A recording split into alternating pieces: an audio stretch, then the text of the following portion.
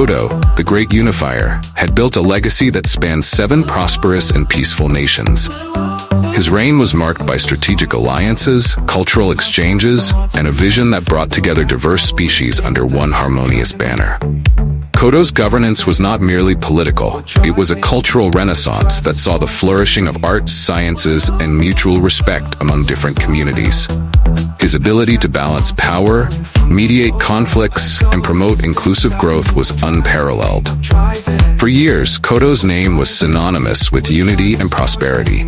His death, 3 years after achieving his monumental success, was a significant blow to the nations he had so meticulously nurtured. Kodo's final act was to place power in the hands of Zoe, his trusted vice president, believing that Zoe possessed the vision and capability to carry forward his legacy. Kodo's choice was met with widespread approval, as Zoe had shown promise in various administrative roles under Kodo's guidance. Kodo had left behind a set of comprehensive instructions for Zoe, detailing his philosophies, policies, and the delicate balance needed to maintain harmony among the species and cultures. These instructions were intended to be a roadmap for Zoe, guiding him through the complexities of leadership and ensuring the continued prosperity of the nations. Initially, Zoe's ascendancy to the presidency was marked by optimism and a collective sigh of relief. The people believed in Zoe, trusting in Kodo's wisdom and the thorough preparation Zoe had received. Zoe was seen as a continuation of Kodo's legacy, a leader who would safeguard the unity and peace that had been achieved. However, beneath the surface of this optimism, Zoe struggled with the weight of his new role. Kodo's shoes were immense to fill, and Zoe soon found himself overwhelmed by the sheer complexity of managing 7 nations with distinct cultures, histories, and species. Despite Kodo's detailed instructions, Zoe lacked the intrinsic leadership qualities that had made Kodo a legendary figure. Zoe's initial months in power were marked by a series of well-intentioned but poorly executed policies. His attempts to mediate conflicts were often indecisive, and his efforts to promote unity appeared superficial. Zoe's inability to command respect and authority became evident, leading to increasing dissatisfaction among the populace and the ruling elite. As months turned into years, the cracks in Zoe's leadership widened. The harmonious coexistence that Kodo had painstakingly built began to unravel. The differences between species, cultures, and histories that Kodo had skillfully harmonized now became sources of contention and conflict. Zoe's weak leadership allowed these differences to fester, leading to rising tensions and discontent. The 7 nations, once united under Kodo's visionary leadership, started to drift apart. Old rivalries resurfaced, and the spirit of cooperation was replaced by suspicion and mistrust. Trade disputes, territorial claims, and cultural clashes became common, further straining the fragile bonds that held the nations together. Zoe's inability to assert control and provide decisive leadership exacerbated the situation. His attempts to address the growing unrest were half-hearted and lacked the strategic foresight that Kodo had. As a result, the tensions escalated, leading to sporadic violence and civil unrest in various regions. The different species, each with their unique cultures and histories, began to question Zoe's competence. The harmony that Kodo had achieved was based on mutual respect and a shared vision of prosperity. Zoe, however, failed to inspire such a vision, leading to a breakdown in communication and collaboration among the species. The disintegration of the 7 nations was not an abrupt event, but a gradual process marked by increasing chaos and fragmentation. As Zoe's leadership faltered, the unity that Kodo had built began to crumble. The nations, once bound by a common purpose, now found themselves at odds with each other, driven by their unique interests and grievances. The first signs of disintegration appeared in the form of secessionist movements. Regions with distinct cultural identities and historical grievances started demanding autonomy. Zoe, unable to address these demands effectively, resorted to repressive measures that only fueled the discontent. The more Zoe tried to clamp down on dissent, the more the resistance grew, leading to widespread civil unrest. The economic prosperity that had been a hallmark of Kodo's reign began to decline. Trade routes were disrupted by internal conflicts, and the cooperative economic policies that Kodo had implemented were abandoned. The nations, now more concerned with their own survival, adopted protectionist measures, further isolating themselves from each other. Amidst this chaos, the once vibrant cultural exchanges ceased. The festivals, art exhibitions, and scholarly exchanges that had fostered mutual respect and understanding were now replaced by suspicion and hostility. Each nation retreated into its own cultural shell, viewing others as threats rather than partners. The political landscape also changed dramatically. Regional leaders, sensing Zoe's weakness, began to assert their own authority, effectively becoming de facto rulers of their territories.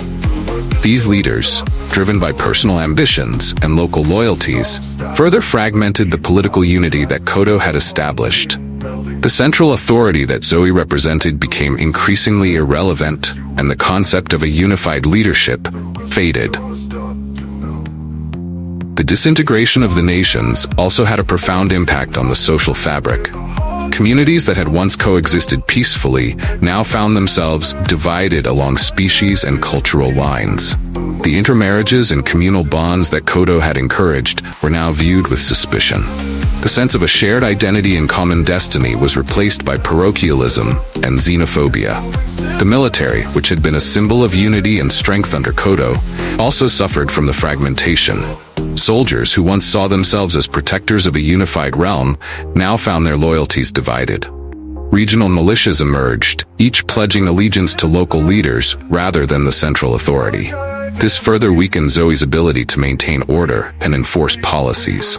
As the seven nations continued to disintegrate, the legacy of Kodo became a distant memory. The ideals of unity, peace, and prosperity were replaced by chaos, conflict, and poverty. The once thriving cities became battlegrounds, and the prosperous countryside turned into wastelands. The people, who had once worshipped Kodo as a unifier, now viewed his era as a golden age that had been lost forever. The disintegration was complete when the last vestiges of the unified administration collapsed. The nations, now completely independent and often hostile to each other, no longer recognized any central authority. The alliances, trade agreements, and cultural bonds that had been the foundation of Kodo's legacy were dissolved. The continent, once a beacon of unity and progress, was now a patchwork of warring states, each fighting for its own survival. In the aftermath of the disintegration, the continent entered a period of darkness and despair. The nations that had once thrived under Kodo's leadership were now mere shadows of their former selves. The sense of unity and purpose that Kodo had instilled was replaced by division and strife. The continent, once a symbol of prosperity and peace, was now plagued by poverty, conflict, and instability. Zoe, once seen as the heir to Kodo's legacy, was now viewed as the architect of its downfall. His incompetence and inability to harmonize the diverse species and cultures were blamed for the disintegration of the nations. The respect and admiration that Kodo had earned were now replaced by disdain and contempt for Zoe. The people, who had once believed in Zoe's leadership, now saw him as a weak and ineffective ruler who had squandered a great legacy. The continent's decline was not just political, but also cultural and economic. The vibrant cultural exchanges that had characterized Kodo's reign were now a thing of the past. The arts, sciences, and intellectual pursuits that had flourished under Kodo were now neglected. The once bustling marketplaces and trade routes were deserted, and the economic prosperity was replaced by scarcity and deprivation. Gorillst, once the largest and most powerful of the seven nations, was now a faint shadow of its former self. The grandeur and influence that it had enjoyed under Kodo were now memories of a bygone era. The people of Gorillst, who had once been proud citizens of a great nation, now struggled to survive in a fragmented and chaotic world. The disintegration also had a profound impact on the collective psyche of the people. The sense of a shared identity and common destiny that Kodo had fostered was now replaced by a sense of loss and betrayal. The people, who had once believed in the possibility of a harmonious and prosperous world, now faced a harsh reality of division and conflict. In the end, the legacy of Kodo was reduced to a distant memory, a golden age that had been lost forever. The ideals of unity, peace, and prosperity that Kodo had championed were now seen as unattainable dreams. The continent, once a beacon of hope and progress, was now a land of despair and decline. The story of Kodo, Zoe, and the disintegration of the Seven Nations serves as a powerful reminder of the fragility of unity and the importance of competent leadership. Kodo's vision and leadership had created a harmonious and prosperous world, but it was a delicate balance that required constant vigilance and skillful governance. Zoe's failure to uphold this legacy highlights the challenges of leadership and the complexities of managing diverse societies. Kodo's instructions to Zoe, though comprehensive, could not compensate for Zoe's lack of intrinsic leadership qualities. This underscores the importance of not only strategic planning, but also the ability to inspire, mediate, and lead with conviction. Leadership is not just about policies and procedures, it is about vision, charisma, and the ability to unify people towards a common goal. The disintegration of the nations also highlights the dangers of neglecting cultural and historical differences. Kodo's success was built on his ability to harmonize these differences, promoting mutual respect and understanding. Zoe's failure to do so led to rising tensions and conflicts, ultimately resulting in the fragmentation of the nations.